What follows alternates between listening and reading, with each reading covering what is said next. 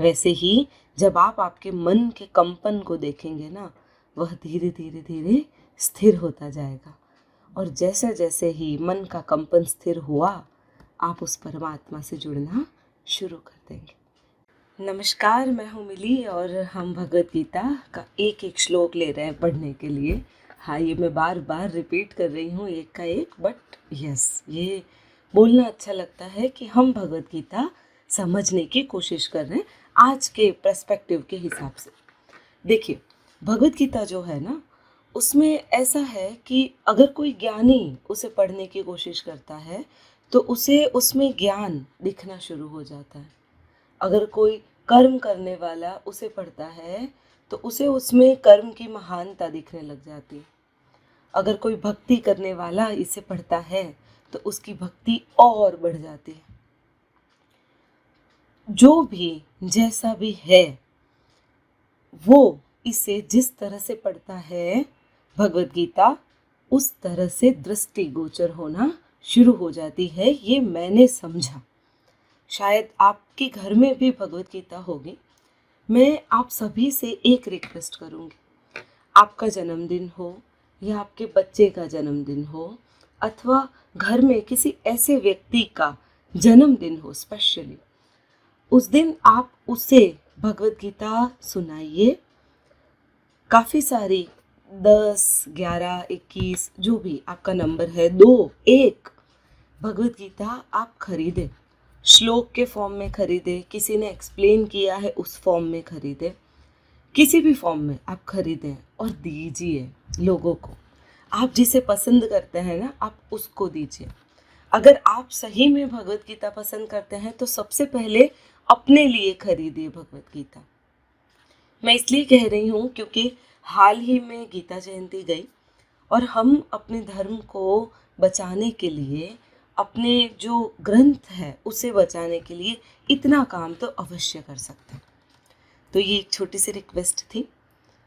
चलिए, आज हम सुनेंगे श्लोक 53 और ये है अध्याय 2, जिसे ज्ञान की चरम सीमा कहते हैं।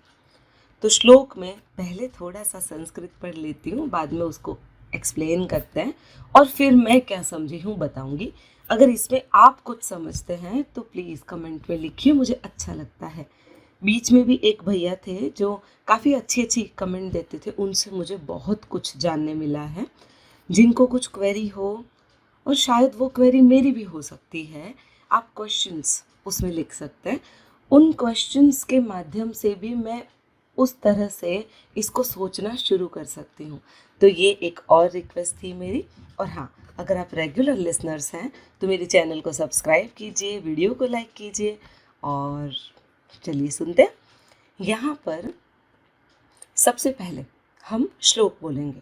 श्लोक कुछ ऐसा है, श्रुति विप्रतिपन्ना ते यदा स्थास्यि निश्चला समाधा वचला बुद्धि स्तदा योगम वाप्यसि।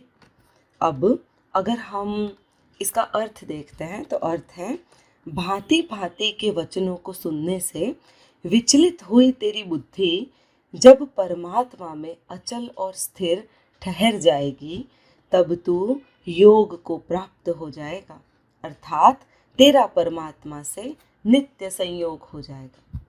देखिए, हिंदू धर्म की हम बात करते हैं। हिंदू तो खैर हमारी भौगोलिक संरचना के हिसाब से हमारा नाम है, पर अगर मैं सनातन धर्म की बात करूं तो सनातन धर्म में कई सारी ऐसी टेक्निक्स है जिस टेक्निक्स से आप आपके ईश्वर तक जा सकते हैं।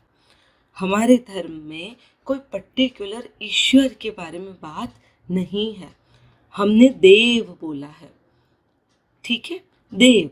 कुछ महादेव है, कुछ देव हैं, कुछ दानव है, कुछ असुर है। पर हमने देखा है कि लोग अपनी अपनी क्वालिटी के हिसाब से चीज़ों को पा लेते हैं। हाल ही में हमने हरिद्वार में नरसिंह भवन के वहाँ पर हम रुके थे और वहाँ पर श्री नरसिंह प्रभु का मंदिर भी है इनसाइड। आप कभी जाएंगे तो आपको मिलेगा। वहाँ पर नरसिंह प्रभु अपने भक्त प्रहलाद को गोद में लेकर बैठे। आप देखिए, शायद ही यही एक मूर्ति होगी जिसमें भगवान अपने भक्त को गोद में लेकर बैठे हैं और ऐसे पूजा करी जाती है। आप सबको पता होगा प्रहलाद वो राक्षस कुल का था। राक्षस होने के बावजूद इतना बड़ा वैष्णव बना कि उन्होंने खंभे से श्री प्रभु को मैनिफेस्ट कर दिया, बना दिया और भगवान बाहर आ गए। उसे कहते हैं ना कण कण में भगवान है। जैसे गॉडेस पार्टिकल या गॉड पार्टिकल, अभी साइंस ने बताया है कि गॉड पार्टिकल होता है, हर एक एलिमेंट है, जीवित या मृत, सब में ये पार्टिकल होता ही होता है। अब ये सारी बातें करने का क्या कारण है आपके साथ? यहाँ पर ईश्वर भी कह रहे हैं, बहुत सारी बातें सुनने से तुम विचलित हो जाओगे, तुम्हें लगेगा कि क्या सही है क्या गलत है, तुम जान नहीं पाओगे। पर इन सारी बातों को सुनने के बाद भी जो तुम्हें सही लगता है वह करो। कृष्ण अंत में भी आप देखेंगे, पूरी भगवत गीता खत्म होने के बाद अंत में भी यही करेंगे, मैंने तो सब बता दिया तुम्हें, पर अर्जुन जो तेरी इच्छा हो वो तो कर। मतलब हमारा जो धर्म है वो हमें पूरा फ्रीडम देता है कि आप आपका रास्ता स्वयं बनाएं, क्योंकि हर एक की क्वालिटी अलग होती है। जैसे हमने आगे देखा था ना, 3 क्वालिटी, 3 गुण सबके अंदर होते हैं, प्लस और माइनस के फॉर्म में। क्या होते हैं? सत्व गुण, रजस गुण और तमस गुण। सभी की क्वालिटी के हिसाब से आप अपने ईश्वर को पाने के लिए अपना एक अनूठा रास्ता अपना सकते हैं। ईश्वर वही है, देखिए, परमात्मा वही है, आत्मन वही है, उसको आप बदल नहीं सकते, पर उसे पाने का आपका रास्ता डिफरेंट हो सकता है। जैसे हमने तंत्र साधनाएं भी देखी हैं, काफ़ी तांत्रिक होते हैं, तो वे अपने ईश्वर को उसी तरह से पाते हैं। यहाँ पे अर्जुन एक क्षत्रिय है, तो वह अपने भगवान को युद्ध के माध्यम से ही पा सकता है, अपने आप को वैसे ही पा सकता है।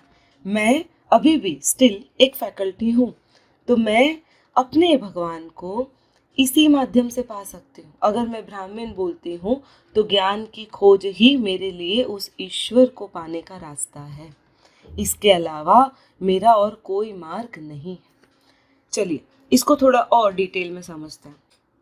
अधिकतर समय दिमाग में फालतू के थॉट्स चलते रहते हैं, फालतू थॉट्स, पर we have to overcome it. वो जो थॉट्स चलते हैं ना, वो थॉट्स कैसे बनते हैं, आपने कभी महसूस किया है?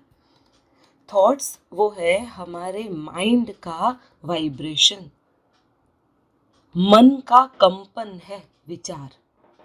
मतलब मन जितना कंपित रहेगा उतने अधिक विचार आएंगे, जितने अधिक विचार होंगे उतना कम स्टेबल हम रहेंगे, और जितना कम स्टेबल हम रहेंगे उतना ज़्यादा कॉन्फिडेंस हम बाहर की तरफ दिखेंगे, पर वह कॉन्फिडेंस हमें किसी भी तरफ नहीं लेके जाएगा।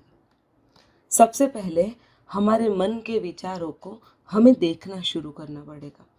इसीलिए सनातन धर्म में हमें मंत्रों का उच्चारण बार बार मन से करना बताया जाता है, जिससे आपके दिमाग के जो फालतू के विचार है ना, वो हटके सिर्फ एक श्लोक की तरफ, एक मंत्र की तरफ आ जाए। और जैसे जैसे आप अधिक से अधिक उन पर्टिकुलर मंत्रों का जाप करते रहते हैं, धीरे धीरे आपका माइंड स्थिर होना शुरू हो जाता है। फिर वो माइंड कंपित तभी होता है जब आप उस मंत्र का उच्चारण करते हैं, आपका कंसंट्रेशन बढ़ता जाता है। तो यहाँ पर भगवान भी यही कह रहे हैं, कई सारी चीज़ें सुनने के बाद तुम्हारा जो मन है ना, वो वाइब्रेट होना शुरू हो जाएगा। ऐसा लगेगा कि सब अलग अलग बातें बोल रहे हैं, क्या सही क्या गलत।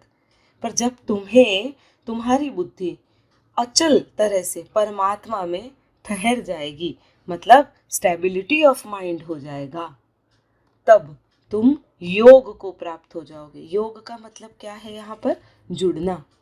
तब तुम एक जुड़ाव इस प्रकृति से महसूस कर पाओगे। तुम्हें समझ आ जाएगा कि तुम कहाँ कहाँ पर इस प्रकृति से जुड़े हुए हो, अर्थात तुम्हारा परमात्मा से नित्य संयोग हो जाएगा।